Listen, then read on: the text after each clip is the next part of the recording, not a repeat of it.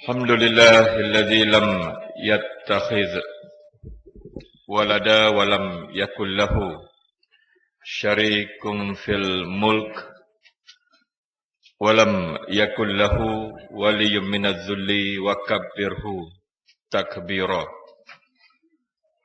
اللهم صل على محمد الفاتح لما أخلق والخاتم لما سبق ناصر الحق بالحق الهادي إلى صراط مستقيم صلى الله عليه وعلى آله حق قدره ومقداره العظيم.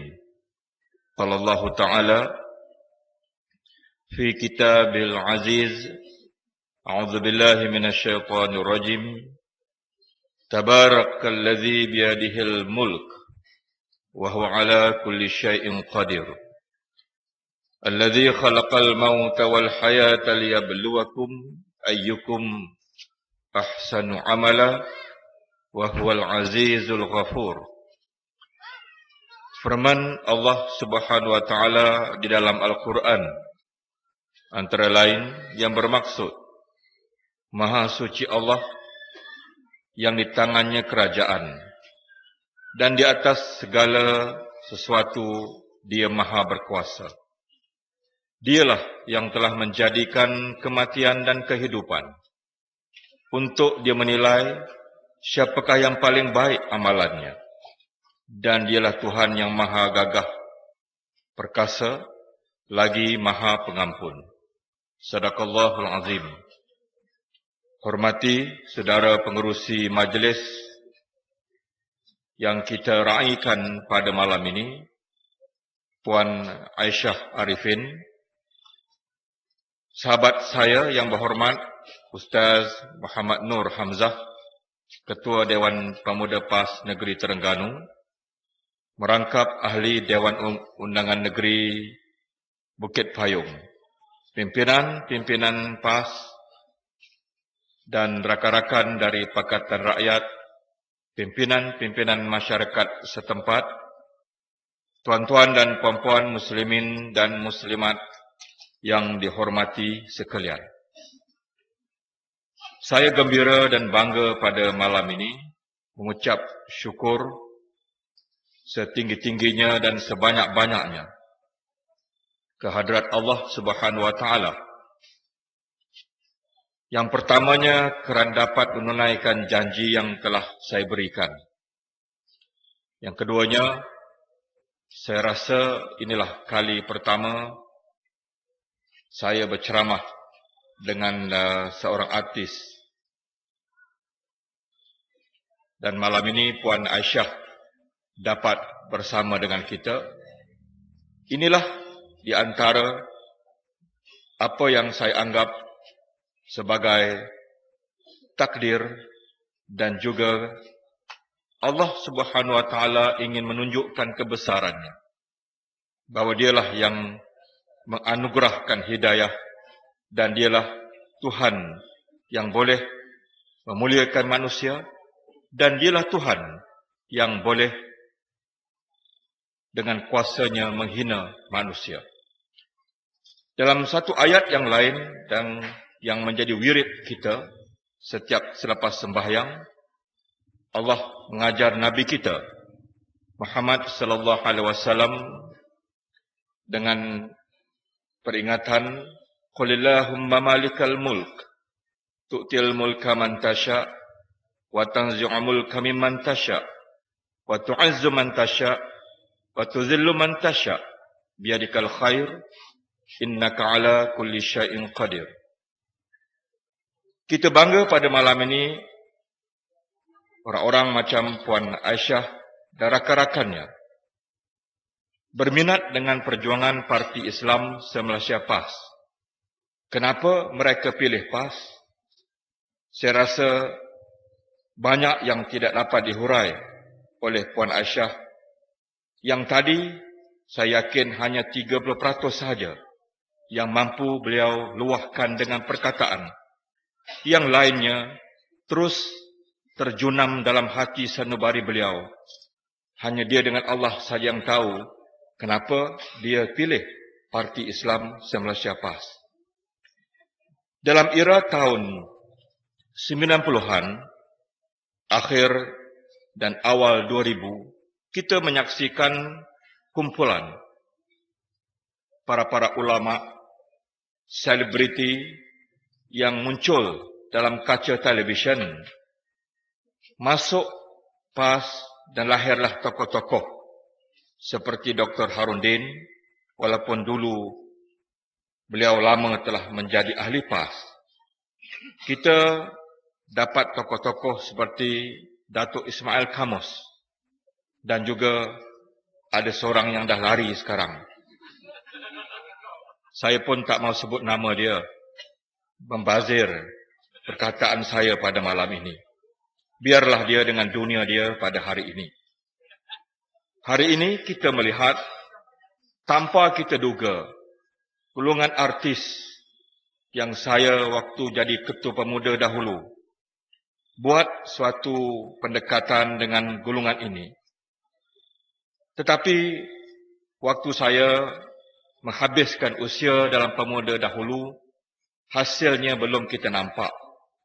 Tapi akhirnya Allah Subhanahu Wa Taala menunjukkan kebesarannya dalam era pada hari ini, di mana berduyun-duyun kalangan mereka nama-nama besar seperti Puan Aisyah datang untuk memasuki gerbang perjuangan Islam. Tadi waktu beliau masuk di rumah, saya sedang makan. Sekali imbas nampak macam Datuk Sharifah Haini. Rupa pun lebih kurang mungkin. Saya sebut di Johor Bahru baru-baru ini dalam ceramah saya. Sekarang ini fenomena golongan artis bersama kita. Kita cuma tadah tangan ke langit. Syukur pada Tuhan, mudah-mudahan ramai lagi yang akan bersama dengan kita. Dan saya sebutlah satu dua nama, termasuklah saya kata mungkin satu hari besok, mana tahu, tokoh-tokoh macam Datuk Sharifah Haini dan Ning Baizura juga akan bersama kita. Jadi besoknya akhbar terus laporkan, saya kata mereka dah masuk PAS. Janganlah cepat sangat. Biarlah Datuk Sharifah Haini dan Ning Baizura fikir dulu kenapa mereka bersama dengan perjuangan kita. 2 hari lepas saya diinterview oleh sebuah portal berita dalam negara kita, Malaysian Insider. Dia tanya saya kenapa hari ini PAS diterima dengan begitu baik oleh golongan-golongan termasuk pegawai-pegawai tinggi kerajaan seperti pegawai nombor 3 Bukit Aman, Datuk Fauzi Syari. Kemudian kita terima pula Datuk Nick Zain, Ketua Pengarah Kementerian Tanah dan Koperasi. Dan mengikut kata Abang Mat Sabu kita, saya baca tadi dalam beberapa portal berita juga, ramai lagi Tan Sri dan Datuk Sri dan Datuk-Datuk. Mungkin besok lusa juga akan isytihar, akan masuk dalam perjuangan PAS, insya-Allah. Jadi ini semua adalah bukti bahawa PAS boleh menerima semua orang yang asalkan mereka sanggup untuk setia dan ikhlas berjuang bersama kita. Saya jawab dalam satu soalan wartawan Malaysian Insider. Saya kata PAS ini perjuangannya berdasarkan kepada Islam. Kita tak pernah janji intan dan permata. Kita tidak menjanjikan masa depan yang gemilang. Kita tidak menjanjikan karier, politik ataupun profession yang kita jamin bila masuk PAS, mereka akan lebih kaya ataupun mereka lebih mewah hidup masa depan mereka. Kita bukan parti yang menjanjikan bulan dan bintang. Kitalah parti Islam. Sebab itu saya kata mungkin mereka berminat dengan PAS kerana PAS adalah agama yang dasarnya Islam Dan Islam itu amat sesuai dengan fitrah manusia, kejadian manusia. Kerana makhluk Allah ini, apapun warna kulit mereka, agama mereka, bangsa mereka, mereka adalah merupakan ciptaan Allah, hamba Allah yang dijadikan dengan sebaik-baik kejadian. Laqad khalaqnal insana fi ahsani taqwim. Aku ciptakan manusia itu dengan sebaik-baik kejadian. Sebab itulah akhirnya mereka yang dalam hati mereka ada perjuangan. Dalam hati mereka ada kesedaran dan keimanan. Di hujung hari ataupun usia mereka, mereka pilih PAS. Dan Alhamdulillah, itulah antara sebab kenapa hari ini ramai golongan-golongan artis khususnya yang menunjukkan minat mereka untuk bersama dengan perjuangan Islam. Tuan-tuan sekalian, kalau kita tanya dengan Puan Aisyah, tanya dengan Khairi, yang 2 minggu lepas di Johor Bahru, pelakon Lieutenant Adnan juga telah serah borang jadi ahli PAS. Orangnya kacak, handsome, sekali pandang macam Rajesh Khanna. Dia berdiri saja, senyum saja dah ada nilai wang ringgit. Kita belum tahu lagi, ya. Jadi orang macam ini sanggup tinggalkan dunia perfilman dan sanggup gadaikan dan berjudi masa depan untuk bersama dengan PAS. Kenapa? Anak-anak muda boleh tanya dengan mereka. Adakah kami, pemimpin PAS, menjanjikan sesuatu yang berharga kepada mereka? Saya, tuan-tuan, amanahkan sebagai naib presiden PAS. Setiap bulan kami mengadakan mesyuarat. Tak pernah kami bincang berapa habuan kita nak bagi pada Puan Aisyah. Ataupun kita bincang kalau kita dapat Putrajaya besok, apa jawatan kita nak bagi pada Lieutenant Adnan. Ataupun apa mungkin saham jumlahnya berapa yang akan kita bagikan kepada Abi Abadi. Kita tak bincang hal itu. Yang kita bincang adalah bagaimana kita nak memantapkan perjuangan kita dan matlamat kita untuk sampai ke Putrajaya. Jadi kita bersyukur kepada Allah Subhanahu Wa Taala kerana semakin ramai yang berminat kepada PAS.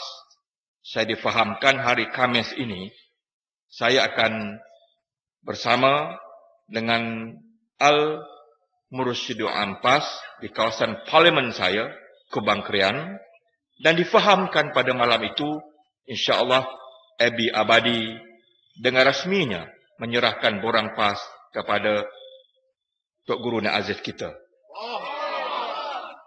Jadi ini satu lagi pencapaian terbaik kita dan nampaknya mereka semakin yakin dengan perjuangan kita. Kalau kita tanya Puan Aisyah, mungkin ya, kalau kita dapat bual panjang dengan dia, saya rasa dalam usia beliau yang beliau katakan tadi, kalau nak terus menyanyi, boleh terus menyanyi. Ada orang makin tua, makin lazat suaranya. Macam Kak Pah kita lah. Katanya suara dia semakin tua, semakin beraroma. Itu saya tak tahulah. Suara kita ni tak sedap. Ceramah bolehlah. Belasah hamnu siang malam, jadi sedap juga. Jadi, kalau dia nak cari kesenangan hidup dan nak cari ketenangan, cukuplah untuk bermain-main dengan anak isteri. Orang mengatakan kalau kita jumpa kaunselor ataupun pakar-pakar kaunseling, usia emas, macam saya lah. Saya ni taklah tua sangat, tapi dah masuk umur 51 tahun. Dalam usia sebegini, dinasihatkan kita lebih banyak masa kita tumpukan pada rumah tangga. Masa-masa begini, anak yang akhir pun dah keluar rumah. Isteri seringkali dianggap sunyi di rumah. Dan ini masa terbaik untuk kita bermain dengan cucu-cucu kita. Kalau kita dah ada dikurniakan dengan cucu. Itu mengikut dunia kaunseling. Tetapi dalam dunia perjuangan yang mula berjinak-jinak dengan dunia perjuangan, Orang macam Puan Aisyah mungkin rasa perkara itu. Tetapi dia terpaksa korbankan sebahagian daripada masa itu untuk bersama kita. Tapi PAS pun tak boleh janji apa-apa. Setakat duit tiket kapal terbang mungkin kita boleh kira. Tapi percayalah kepada orang macam Puan Aisyah dan yang lain-lain, Allah akan lipat gandakan masa yang kita korbankan. Itu janji Allah kepada siapa yang ingin bersama dengan perjuangan Islam. Allah tak bohong dengan janjinya. Kerana kalau kita singkap sejarah PAS sendiri, dan tuan-tuan pada malam ini, saya tahu kalau sekali lagi contohnya Ustaz yang berhormat Ustaz Ma'nu Hamzah nak bertanding lagi di Bukit Payung ini, tuan-tuan tak akan keberatan nak jual ayam itik lagi. Orang-orang kampung akan terus berderma. Nelayan-nelayan yang dapat ikan, petani-petani yang tanam padi mereka. Saya tahu dan saya faham. Sebab alhamdulillah 30 tahun saya dengan parti ini, dengan perjuangan ini, saya tahu orang kampung jual padi mereka. Orang kampung jual ayam itik mereka, lembu kuba mereka untuk menangkan perjuangan PAS.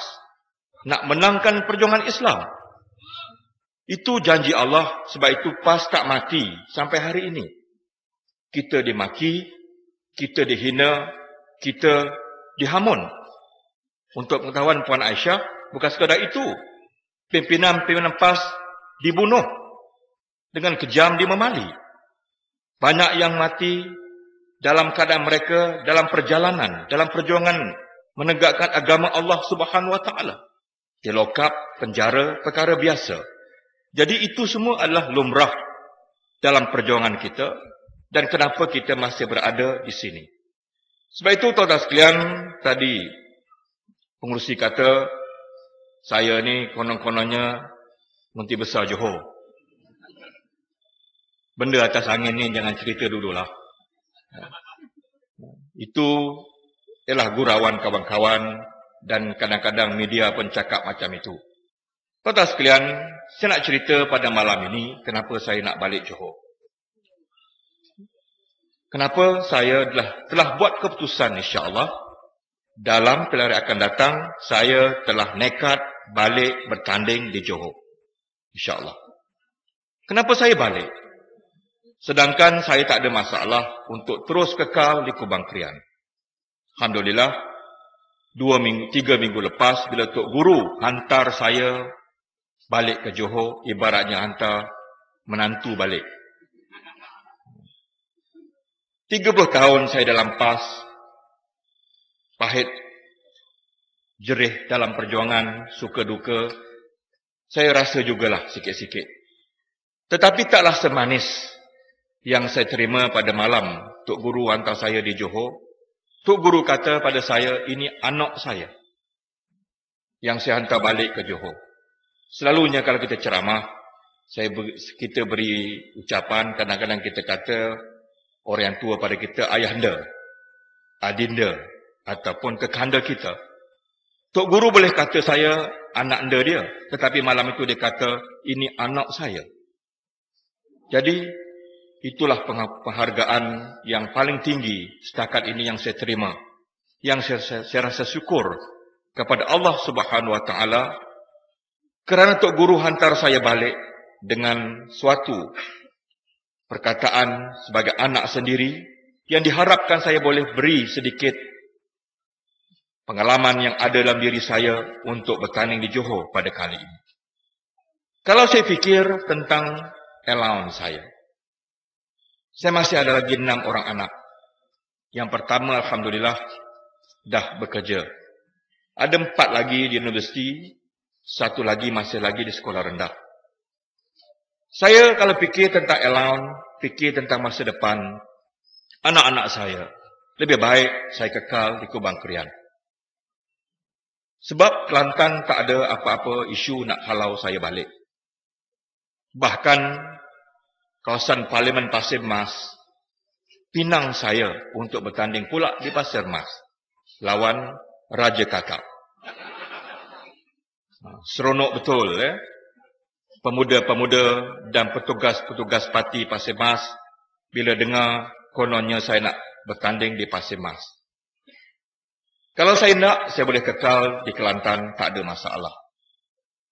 Bila Allahyarhamah Dr. Lok-Lok Haji Ghazali, bekas ahli Parlimen Titiwangsa, kembali ke rahmatullah, PAS kawasan Titiwangsa bermesyuarat dan buat keputusan dan menamakan saya sebagai calon nombor 1 untuk saya bertanding di kawasan Titiwangsa. Kalau ikut hati kecil saya lebih seronok kalau bertanding di Kuala Lumpur, di Titiwangsa, kawasan bandar, dan saya penduduk Kuala Lumpur sekarang kerana menggalas jawatan sebagai naib presiden.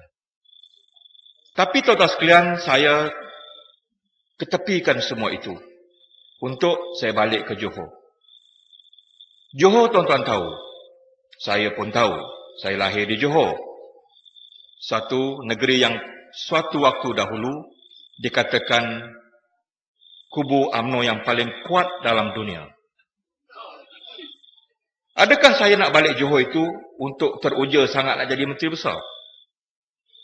Saya diajar oleh parti, ditarbiah oleh para ulama kita untuk jadi pejuang yang realistik, berpijak di bumi nyata, bukan pejuang yang memasang tinggi angan-angan di langit.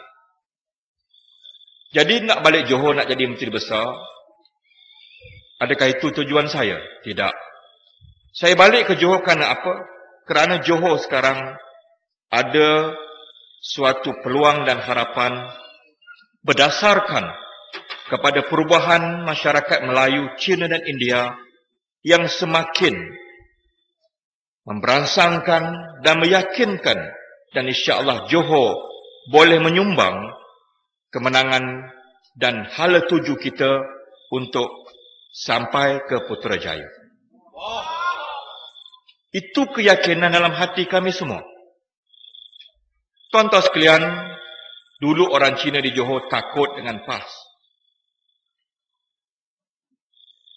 Kita tahu orang Cina bukan diminat sangat dengan PAS dulu. Sekarang, kalau kita tanya rakan-rakan kita dari DAP, contohnya, 5 tahun dulu nak jual 50 meja makan malam bukan mudah bagi DAP.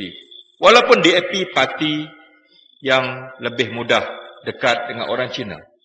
Itu perkara yang berlaku 5 tahun dahulu. Sekarang ini tuan-tuan sekalian di Johor, jual 100 meja untuk makan malam dengan orang Cina, 1 hari boleh habis. 200 meja boleh jual sekarang bila-bila masa. Sampai 300 meja makan malam Cina main-main di Johor sekarang ini. Apa yang berlaku di Johor pada hari ini adalah suatu kebangkitan, di mana orang Cina Johor hari ini mau buat perubahan. Mereka tak mau lagi Barisan Nasional. Sekarang mereka mau Pakatan Rakyat ambil alih Nusajaya. Dan bila kita dapat ambil alih Nusajaya, maka laluan kita ke Putrajaya akan menjadi suatu kenyataan, insya-Allah. Ada 2 cerita yang saya nak beritahu pada tuan-tuan pada malam ini. Cerita ini cerita kecil. Mungkin tuan-tuan anggap tak penting sangat cerita ini. Tapi saya nak kongsi dengan tuan-tuan semua. Seorang muslimat PAS baru ini pergi beli sayur di sebuah kebun Cina di kawasan Parlimen Pagoh, kawasan Parlimen Modern Yasin. Jadi muslimat kita ni pilihlah sayur yang dia nak beli. Dan nyonya ni makna Cina tua lah. Cina tua perempuan yang pilih sayur ini dan ikat sayur ini. Dan bila nak balik tu, nyonya ni tanya dengan muslimat kita, datang dari mana? Banyak sangat beli sayur, nak buat apa? Jadi muslimat kita jawab dengan nyonya itu, saya orang PAS. Dan ini sayur kita nak buat majlis untuk PAS pada malam ini. Jadi nyonya ni bila dengar PAS, dan nak buat program untuk PAS, dia kata, lu orang PAS lah, lu angkat semualah, gua kasih free. Tuan-tuan sekalian, saya memulakan karier politik saya di Johor tahun 81. Saya tahu Johor ni macam mana. Dia punya berantu, dia punya puaka, Kelah Keng. UMNO ni saya tahu. Saya memulakan karier politik saya di Johor. Kita tak pernah mimpi seorang Cina, perempuan tua Cina, satu hari boleh begitu bersih hati berikan sayur dia untuk program PAS. Apa tandanya, tuan-tuan sekalian? Benda ni kecil sangat kalau saya nak cerita. Tapi bagi saya ia cukup besar sebagai isyarat bagaimana hari ini orang bukan Islam bersih hati, terima dan percaya kepada perjuangan Parti Islam semasa PAS. Satu cerita lagi, ini tuan-tuan boleh tanya dengan yang di Pertua PAS, kawasan Labis.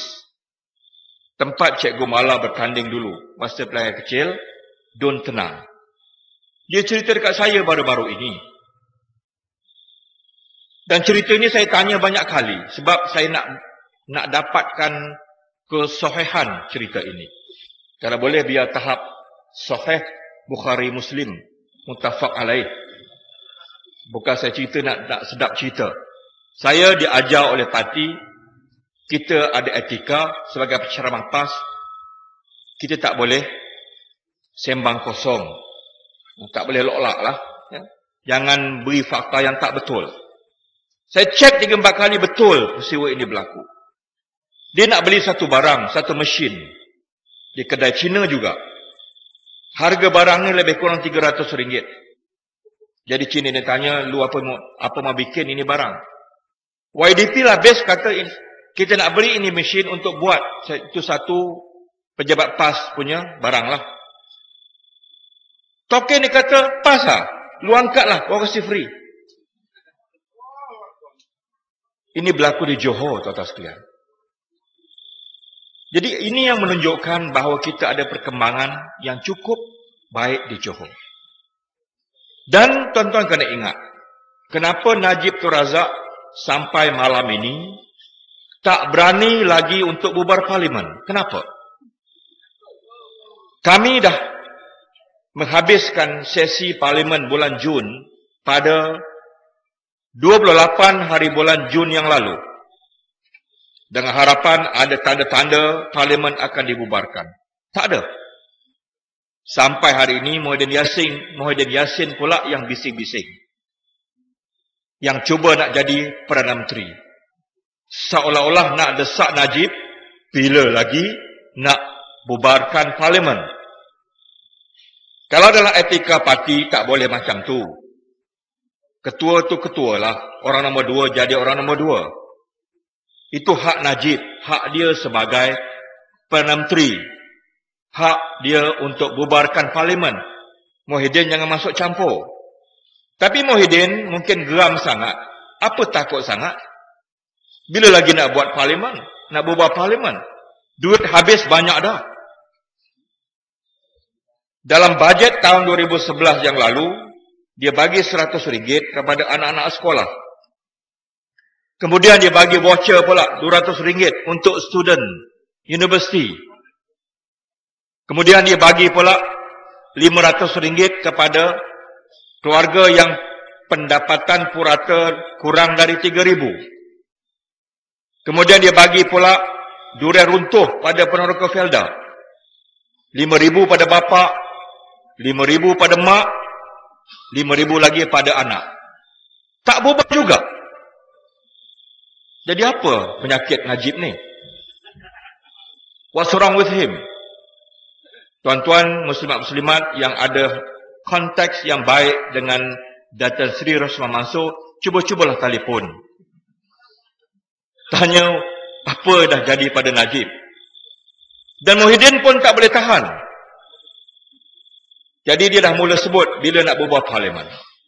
Tuan-tuan sekalian, kita kena ingat, untuk kita sampai ke Putrajaya, di Semenanjung, kalau kita baca semua analisis yang dibuat, kajian-kajian yang dibuat oleh sama ada pihak universiti ataupun badan-badan bebas seperti Merdeka Center ataupun daripada UMNO sendiri. BN ada banyak kumpulan yang buat kerja untuk dia. Jasa, Kemas, SB, daripada polis, intelligence, tentera yang bagi dia report. Semuanya beri keputusan peluang 50-50. Kalau Pakatan menang sikit, BN kalah sikit. Kalau BN kalah sikit, Pakatan menang sikit. Dia begitu tentulah. Jadi ini yang menyebabkan Najib tak ada rasa confident untuk dia bubar parlimen. Kita kena ingat tuan-tuan sekalian, ada 3 negeri yang menjadi pertaruhan Barisan Nasional dan dia tak bimbang. Kerana 3 negeri ini akan jadi negeri simpanan tetap bagi mereka. Sabah, Sarawak dan Johor. Johor, tuan-tuan sekalian, menyumbang 26 kawasan parlimen. Ingat, 26 parlimen datang dari Johor. Sabah menyumbang 25. Sabah 25. Dah 51. Campur dengan 31 daripada Sarawak. Bermakna 82 kawasan parlimen. Sebelum daripada ini, bila parlimen dibubarkan, BN bersiul tengah jalan. Dia berdendang sayang. Kerana dia tak khawatir 3 negeri ini menjejaskan peluang Barisan Nasional. Kita dapat banyak laporan. Jangan kata BN saja dapat banyak laporan. Jangan kata Najib saja diberikan laporan oleh kumpulan-kumpulan perisik mereka. Kita pun ada juga. Sebab apa? Kerana Pakatan Rakyat adalah government in waiting. Kita bila-bila masa boleh ambil alih kerajaan. Betul?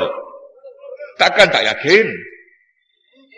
Jadi ramai juga pegawai-pegawai tinggi kerajaan siang hari dari jam 8 pagi sampai 5 petang bekerja dengan kerajaan, dengan BN, malam hari minum kopi dengan kita. Banyak bagi maklumat pada kita.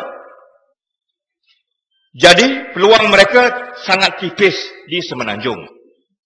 Jadi yang penting Najib kena pastikan betul-betul sama ada Sabah, Sarawak dan satu negeri di Semenanjung ini mesti berpihak kepada mereka.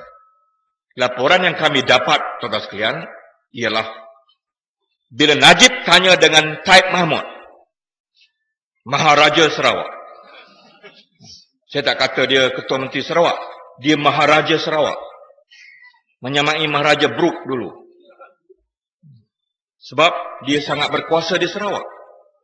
Di Sarawak, tuan-tuan sekalian, bila Najib tanya dengan Taib Mahmud, berapakah jaminan BN di negeri Sarawak? Taib Mahmud kata 14 kawasan parlimen lupakan.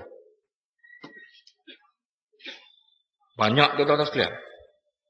Walaupun 31, dia ada 31 parlimen. Kalau 14 gone kepada Pakatan Rakyat, makna Najib kena fikir banyak kali. Fenomena politik di Sabah sangat menarik. Kenapa? Dah ada 2-3 tokoh yang nak tukar parti. Politik Sabah macam biasa. Ramai kawan-kawan kita juga di parlimen, walaupun mereka duduk di bangku Barisan Nasional, masih minum kopi, angkat tangan macam ni kalau kita cakap. Bagus YB.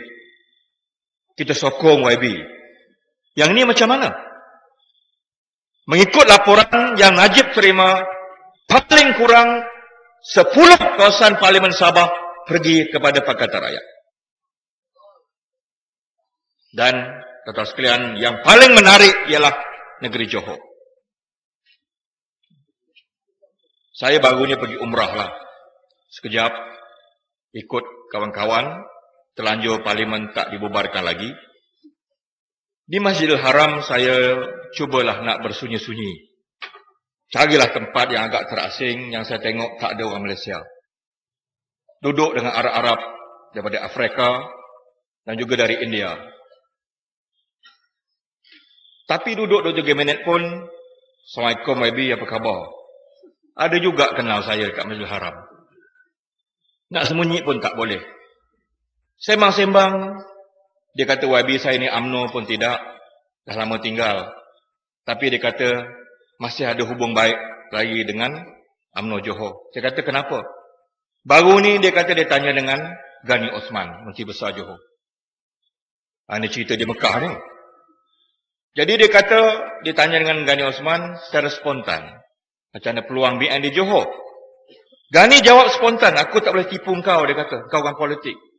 10 hingga 12 parlimen pergi kepada Pakatan Rakyat. Saya rasa itulah sebab Najib tak berani lagi untuk bubar parlimen.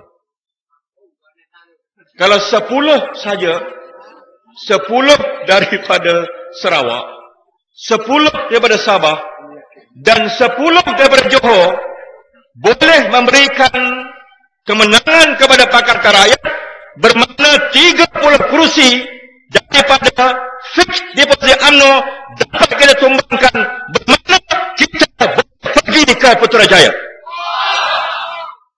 Di situ kuncinya, tuan-tuan sekalian. Sebab itu bagi saya jangan cakaplah dulu pasal Menteri Besar. Siapa nak jadi Menteri Besar itu kita cerita nanti. Nama dah ada di Lauh Mahfuz.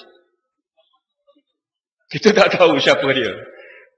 Tapi insya-Allah di atas perkembangan yang berlaku ini, di atas nasihat pimpinan-pimpinan PAS, DAP dan juga rakan-rakan dalam Pakatan Rakyat, saya insya-Allah dah buat keputusan kali ini saya akan bertanding di negeri Johor Darul Ta'zim. Saya tak nak cakap besar. Tak payah cakap untuk perintah negeri Johor. Tapi saya nak sebut pada malam ini, kalau kita boleh runtuhkan setengah saja kekuatan Johor, kita juga boleh pergi ke Putrajaya. Kita bagi dia stroke. Kita bagi dia stroke. Biar dia lumpuh.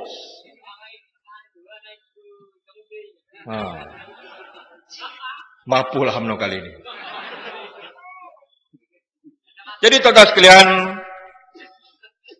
ini niat saya, insya-Allah saya ditarbiah oleh parti, dipimpin oleh tangan-tangan para ulama. Insya-Allah saya rela. Menang kalah itu adat kita dalam pertandingan. Kalau takut bermain ombak, jangan berumah di tepian pantai. UMNO kata saya bunuh diri di Johor. UMNO kata saya balik Johor cari naas, bunuh diri. Saya kata, tunggu saya di Johor. Siapa yang terbunuh, siapa yang membunuh, siapa yang dibunuh, tunggu saya di Johor. Buah salak masak sepiring, dibawa orang dalam perahu. Seekor si jarak, seekor si biring. Bertarung kalah menang belum tahu.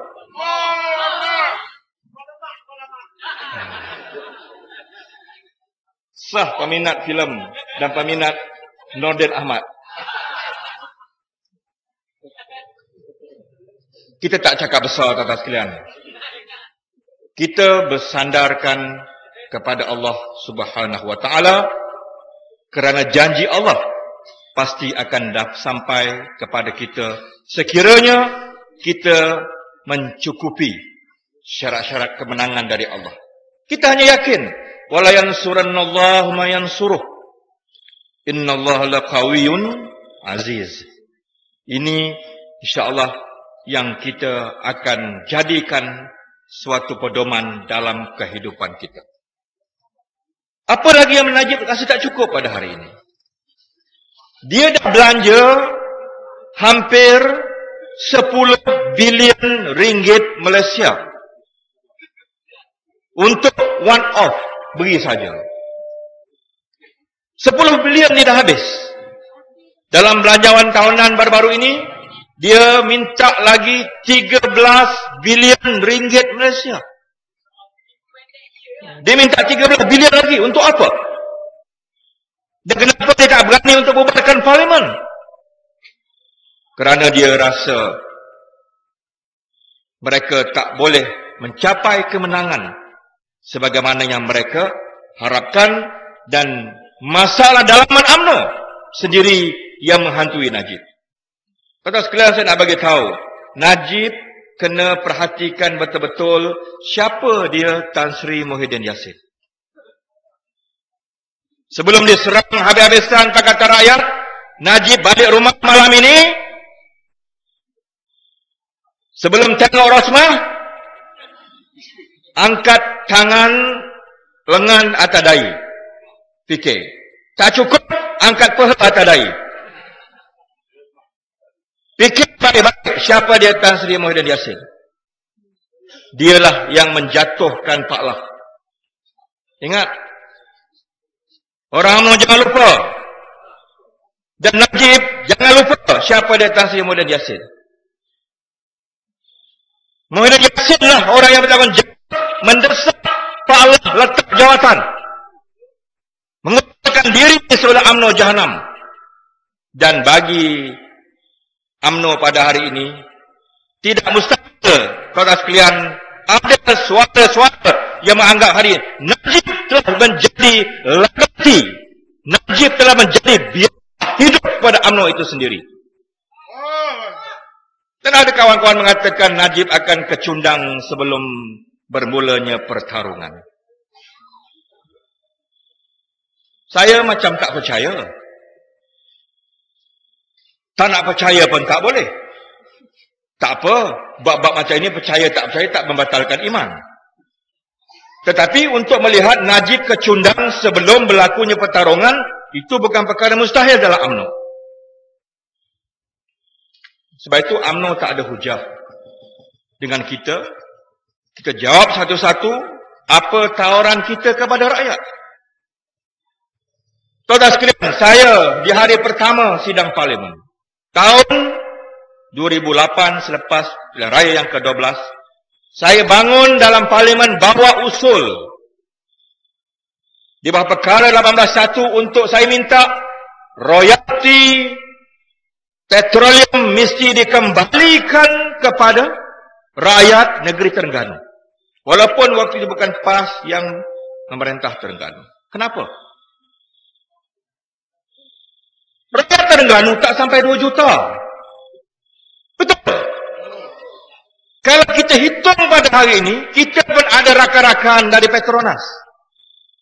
Ramai anggota-anggota Petronas yang bagi balik maklumat kepada kita. Ramai di kalangan kawan-kawan kita daripada JPM bagi maklumat kepada kita.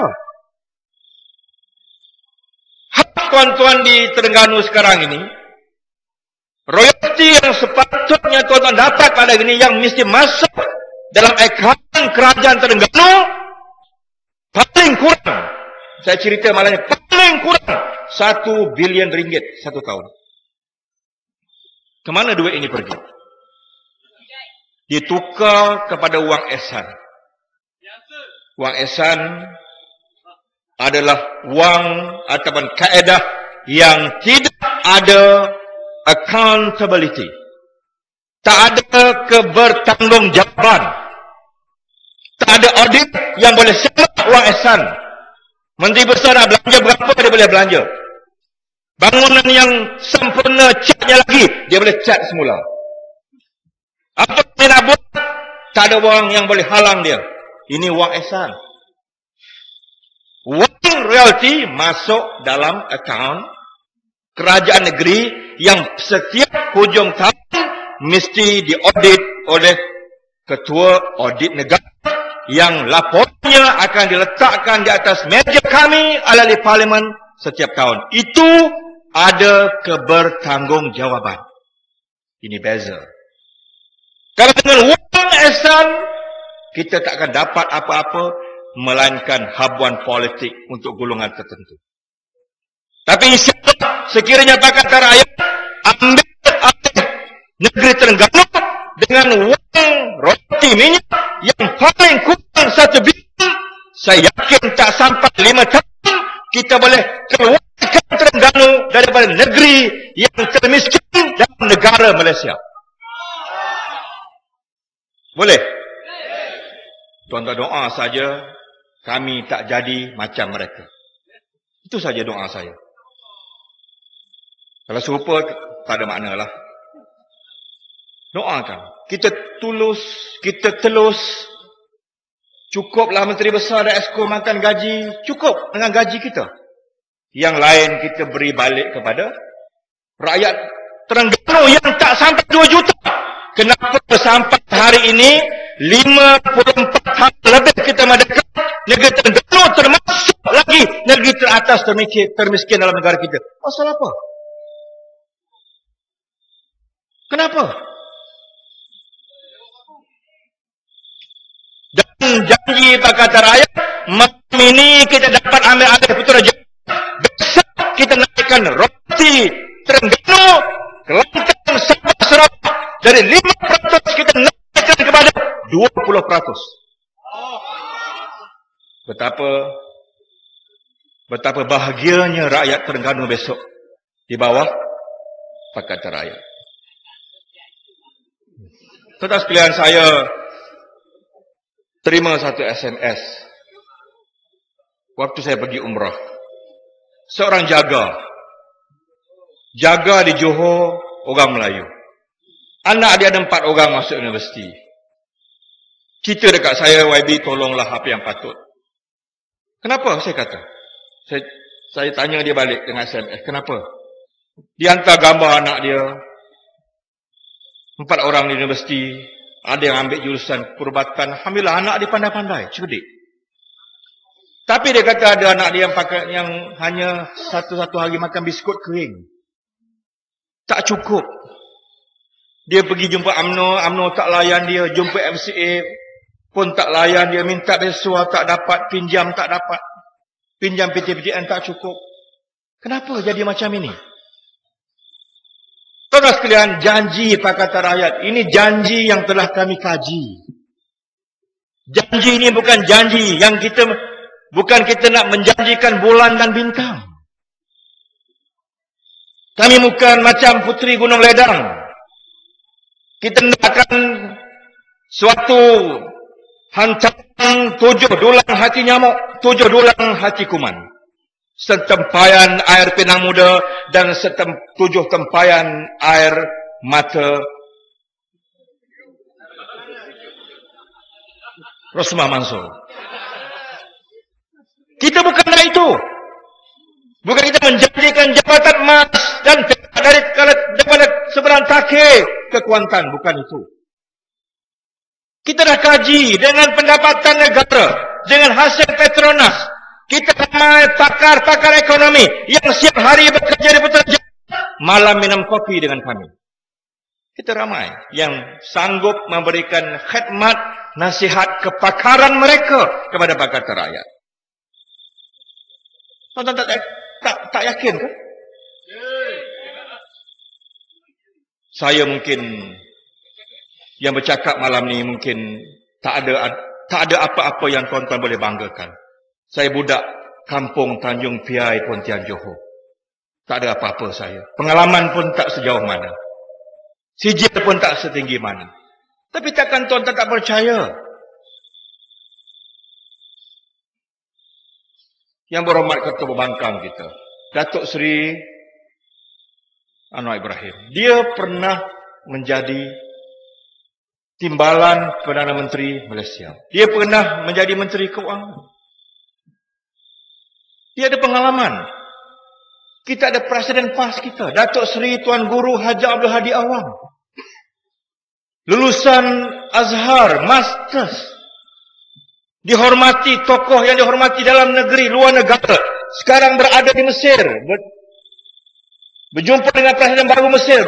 Berada di Morocco. dalam satu gerakan pimpinan Islam antarabangsa. Takkan tuan-tuan tak yakin? Pernah menjadi Menteri Besar Terengganu.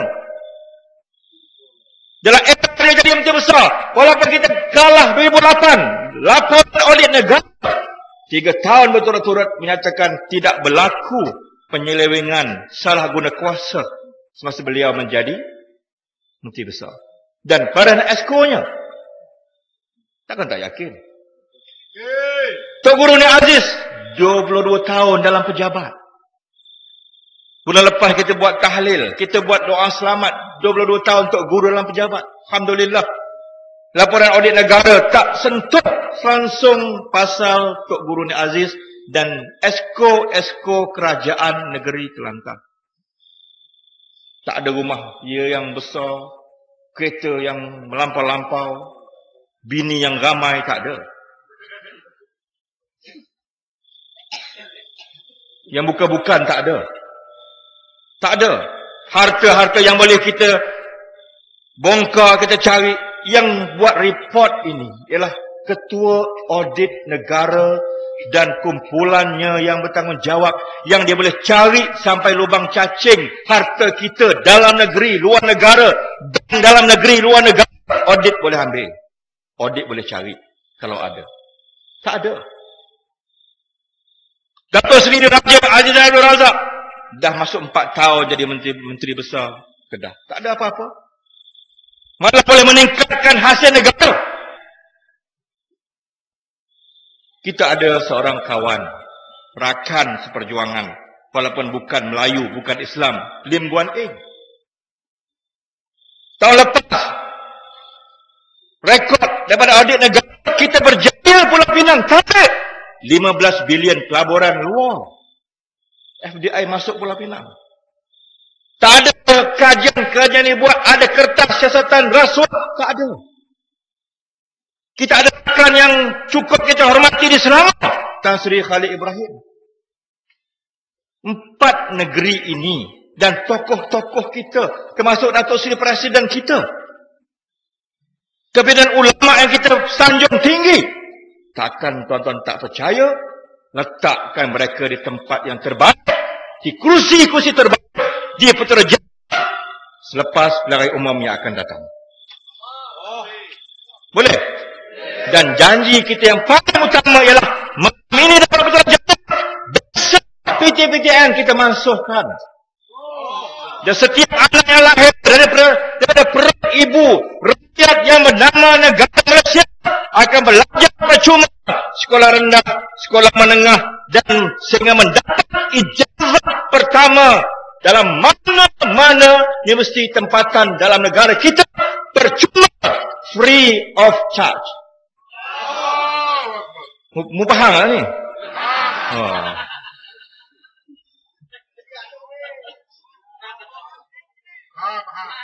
Kau payah juga gak? Tahulah. Itu janji kita kepada rakyat Malaysia. Dan tak ada timbul masalah petani yang miskin, nelayan yang miskin, pemandu taksi, mak bapak kita bangun pukul 4 subuh, buat kuih, pukul 6 subuh, lepas subuh jual kuih tepi jalan, dapat rezeki kais pagi makan pagi. Bila anak cerdik masuk universiti, kita tak dapat hantar anak kita. Kenapa? Terpaksa berhutang PTPTN. Di bawah kata ayat, setiap anak sama ada orang Melayu, orang Cina, agama Islam, Kristian, Buddha, apapun mereka, asalkan bernama Malaysia, diberikan pendidikan percuma oleh kerajaan Pakatan Rakyat. Yang mustahil boleh dibuat di bawah era Najib Tun Razak. Kita akan buat. Kenapa? Mereka takkan boleh buat. Berapa yang kita perlukan? Cuma 5 bilion sahaja. Bukan banyak. 5 bilion sahaja untuk setiap anak. Bukan Melayu sahaja. Anak orang Cina yang lama tunggu. Takkan sanggup ke nak jadi pemimpin negara? Selepas 15 tahun kita merdeka? 50 tahun kita merdeka, orang Cina menangis, orang India menangis. Kenapa dengan kami? Adakah kerana kami Cina, kami India, anak kami dapat 10 Orang Melayu dapat, kami tak dapat. Sampai bila? Sampai bila? Tak boleh. Lu masuk, lu mampus, lu balik India. Lu balik Tongsan, lu balik China. Ini ungkapan pemuda UMNO yang tak boleh jawab. Hatta Khari Jamaluddin pun dalam debat dengan Rafizi pun kata, negara akan bankrupt kalau kita buat pendidikan percuma. Bankrupt apa? Mengaji sampai Cambridge, Oxford, otak SRP. Kenapa macam itu? 5 bilion sahaja. Setiap tahun kami dalam parlimen bajet negara 230 bilion ringgit Malaysia. Yang kita nak buat pendidikan percuma cuma 5 bilion. Macam mana boleh datang bankrupt?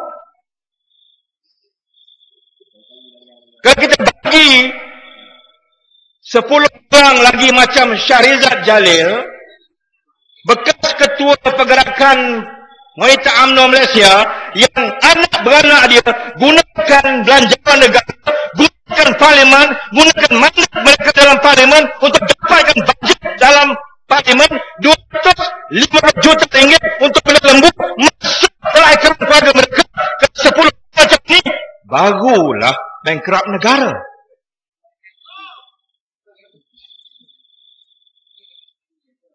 Benda yang macam ini harus kita tamatkan serta-merta. Masa tak panjang, cuma kita harap mesti 8 Parlimen Terengganu 8 Parlimen Terengganu mesti menyumbang jalan ke Putrajaya pada kali ini. Tuan-tuan tak ada pilihan lagi. Ini negeri Melayu. Kalau nak cakap pasal Melayu. Kalau mau bicara pasal Melayu, ini negerinya. Kalau mau berjuang pasal Melayu, ini negerinya. Kalau nak cakap pasal Melayu, Kelantan Terengganu negerinya. Betul? Melayu ini mesti diselamatkan. Melayu ini mesti dimertabatkan. Dan hanya dengan Pakatan Rakyat, insya-Allah kita mertabatkan kembali kuasa rakyat dan memberikan sebagai besar pulangan wang negara kepada rakyat yang kita kasihi, insya-Allah. Tuan-tuan sekalian, mungkin setakat itu yang dapat saya sampaikan pada malam ini. Mudah-mudahan pertemuan kita mendapat banyak lagi keberkatan dan mudah-mudahan kita mendapat banyak manfaat. Yang mudah-mudahan Tuan berikan mandat untuk Pakatan Rakyat dalam pilihan raya yang akan datang ini, insya-Allah. Boleh? Wabillahi taufik wa hidayah. Assalamualaikum warahmatullahi wabarakatuh.